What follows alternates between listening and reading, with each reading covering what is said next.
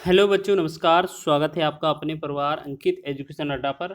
आज हम बात करने वाले हैं RPF, RRB, NTPC, RRB group D, RPF और ईएलपी के बहुत ही महत्वपूर्ण क्वेश्चनों के बारे में। ठीक है, और हम बात कर रहे हैं, आज हमारा 41वां सेट है। इससे पहले हमने 40 सेट कवर किए हुए हैं। सभी क्वेश्चन आपके एग्जाम की दृष्टि से महत्वपूर्ण है और सभी क्वेश्चनों को आपको ट्रिक के माध्यम से बताया गया है। आज हमारा परसेंटेज का लास्ट वीडियो है, इसमें हमारा पूरा परसेंटेज कवर हो रहा है। इससे पहले हमने परसेंटेज के कुछ महत्वपूर्ण प्रश्न पिछले वीडियो में कवर किए हैं। अगर आपने नहीं देखे हैं तो प्लेलिस्ट में जाकर देख सकते हैं। ये हमारा परसेंटेज का लास्ट है। ठीक है, इसके बाद हम नेक्स्ट टॉपिक करेंगे। जो आप लोगों का कमेंट आ रहा था कि मेंसुरेशन करवाइए सर, जी बिल्कुल, आपका मेंसुरेशन आएगा, उसके बाद ज्योमेट्री आ जाएगा और त्रिकोणमिति। ठीक है, ये आपका रेलवे के एग्जाम की दृष्टि से महत्वपूर्ण बनता है। चलिए बात करेंगे। यहाँ पर हम लिखा है, एक चुनाव में दो प्रत्याशियों को प्राप्त मतों का अनुपात 2:9 था। यदि जीते हुए प्रत्याशी को 9,84,321 वोट प्राप्त हुए हैं तो डाली गई कुल वोटों की संख्या ज्ञात कीजिए। देखिएगा, यहाँ पर बहुत ही महत्वपूर्ण है। क्वेश्चन में क्या लिखा है, जैसे मान लेते हैं एक व्यक्ति ए है, दूसरा व्यक्ति बी है। ठीक है, इन दोनों को मिले वोटों का अनुपात कितना है, 2:9 है। यानी कि क्वेश्चन में बोला गया है कि 9 अनुपात किसे मिले हैं, जो जीता हुआ है। तो जो 9 अनुपात का वैल्यू दिया है, वो किसका वैल्यू दिया है, 9 अनुपात का, वो कितना है, 9,84,321। वो कितने का दिया है, 9 का वैल्यू। लेकिन हमसे पूछा है कुल वोटों की संख्या, तो हमें क्या करना है, 11 से गुणा कर देना है। ठीक है, 9 एकम 9, 9 से 9 नम 9 एकम 9 हो जाएगा, 0 हो जाएगा, 8,84,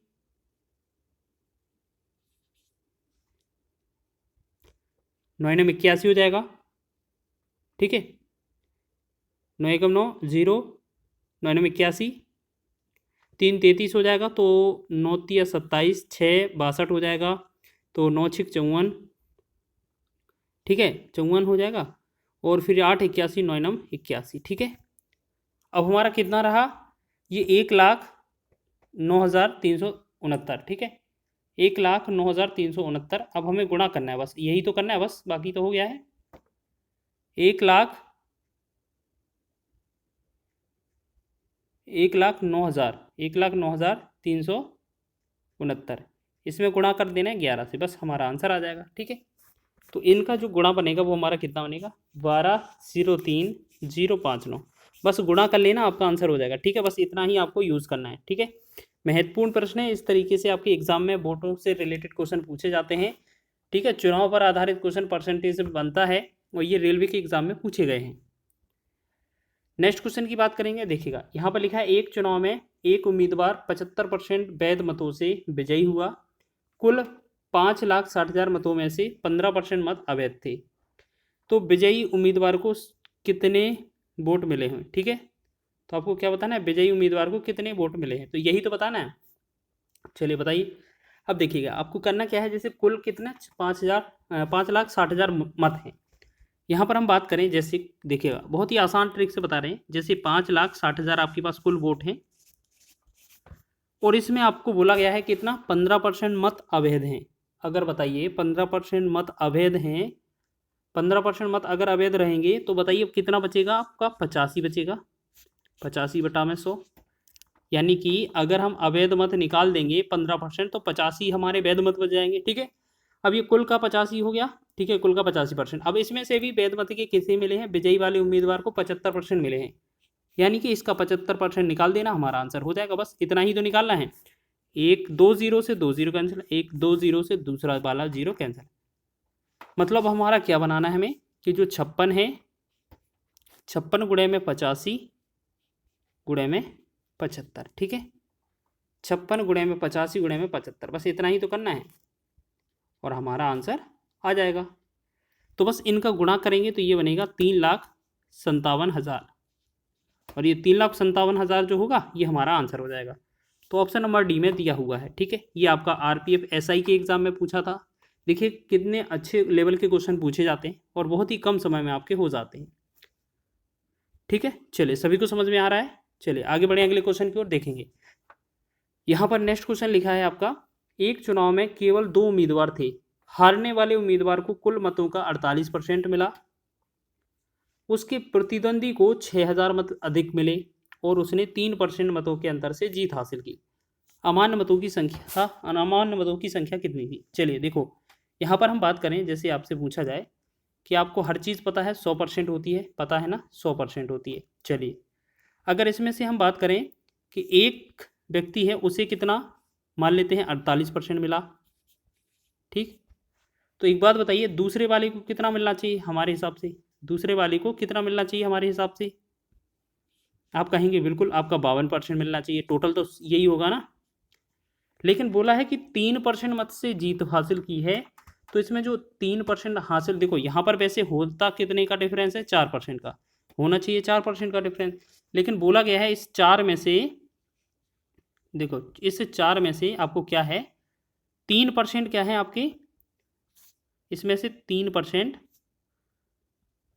विजयी उम्मीदवार के हैं और 1% मत क्या है, 1% क्या है, अमान्य है, ठीक है। इसमें 3 क्या है, ये जीत हासिल की है। अब एक बात बताइए, आप खुद समझ सकते हैं, 4 में से 3 से जीत हासिल की है, तो 1 जो % मत हैं वो अमान्य होंगे। यानी कि हमारे पास बोला जा रहा है कि प्रतिद्वंदी को 6000 मत मिले जो जीता है, तो 6000 मत मिले हैं, जीता है, वो 3 का वैल्यू दिया हुआ है और हमसे पूछा कितने का है, मत अमान्य वाले, तो 1% का वैल्यू पूछा है, बस 1 से गुणा कर देना है, 3 से भाग करेंगे, 3 एकम 3, 3 दूना 6, 3 जीरो आ जाएगा, तो ये कितना बनेगा हमारा 2000 बनेगा इस क्वेश्चन का राइट आंसर, ठीक है। ऑप्शन नंबर आपका ए राइट हो जाएगा। सभी लोग ध्यान देंगे, इसी तरीके से आपको बनाना है, बहुत ही कम समय में आपका आंसर आ जाएगा, ठीक है। चलिए अगले क्वेश्चन की ओर बढ़े, अगला क्वेश्चन देखेंगे। चलिए अगला क्वेश्चन है हमारा, किसी चुनाव में एक उम्मीदवार को 62% वोट प्राप्त हुआ और वह 35,640 वोटों से चुनाव जीत गया। चुनाव में कुल वोटों की संख्या क्या थी, ठीक है। और अमान्य नहीं रहा, कोई भी वोट अमान्य भी नहीं रहा हो, तो आप एक बात बताइए, हमने आपको बताया अभी कि टोटल जो मत हैं वो टोटल मत कितने हैं, 100%, ठीक। इसमें से अगर हम बात करें, दो जगह बांटने हों अगर, दो जगह बांटने हों अगर, तो देखिएगा, जैसे हम कहें कि इसे दो जगह बांटने हैं कि पहले वाले को 62% मिला हो, तो दूसरे वाले को 100 में से अगर कितना मिलेगा, 38% ही तो मिलेगा, क्योंकि टोटल वोट 100% है, जिसमें से एक को 62% मिला तो दूसरे को 38 मिला होगा, बिल्कुल। अब इन दोनों का डिफरेंस कितना है, देखिएगा डिफरेंस कितना है, कितने का डिफरेंस है, 24 लग रहा है ना, बिल्कुल 24 का डिफरेंस है, ठीक है। इसका मतलब क्या है, 24% से हमने क्या है, जीत हासिल की होगी, जिसने ये जीता है। तो यहाँ पर क्वेश्चन में बोला है 35,640 वोटों से चुनाव जीत गया, तो 35,640 वोट की जो वैल्यू है वो कितना, 24 के बराबर है, तो 24 से तो हमें करना है भाग, ठीक है। अब इसका जो कैलकुलेशन होकर आएगा, इसमें क्या पूछा है हमसे, कुल वोटों की संख्या। कुल वोट तो आपके 100 होते हैं, बस यही तो आपको कैलकुलेट करना है, बस आपको कैलकुलेट कर देना है। तो 4 से भाग करेंगे, 4 से 4 छंग 24, ठीक है, 4 से 4 छंग 24, फिर 4 से ऊपर वाले को कर दें हम, 4 अट्ठे 32, फिर 3 बचा 36, 4 नम 36, 4 एकम 4 और 0, ठीक है, ये पूरा कट गया। 6 से काटेंगे, 6 एकम 6, 6 से काटेंगे 6 एकम 6 और 2 29, 6 चौके 24, 5, देखो यहाँ पर एक काम करते हैं, 6 से ना काट कर 3 से काट देते हैं, ठीक है, 3 से काट देते, 3 दूना 6, 3 से काटते हैं, 3 दूना 6, 2 29, 3 27, 7 21 और 0। अब दोबारा 2 से काटेंगे, 2 एकम 2, 2 से काटेंगे, 2 एकम 2, 2 चौके 8 और 1 17, 2 8 16, 2 पंचे 10, तो ये कितना 1485 और गुणा में कितना 100 आना चाहिए। अगर इन दोनों का गुणा करेंगे तो इनका 1485 तो रहेगा, साथ में 2 जीरो और बढ़ जाएगा, तो ये कौन सा आंसर है इस तरीके का, हमारा डी विकल्प में दिया हुआ है 14,000, मतलब 1,48,500 इसका राइट आंसर हो जाएगा। ऑप्शन नंबर डी इसका सही है, ठीक है।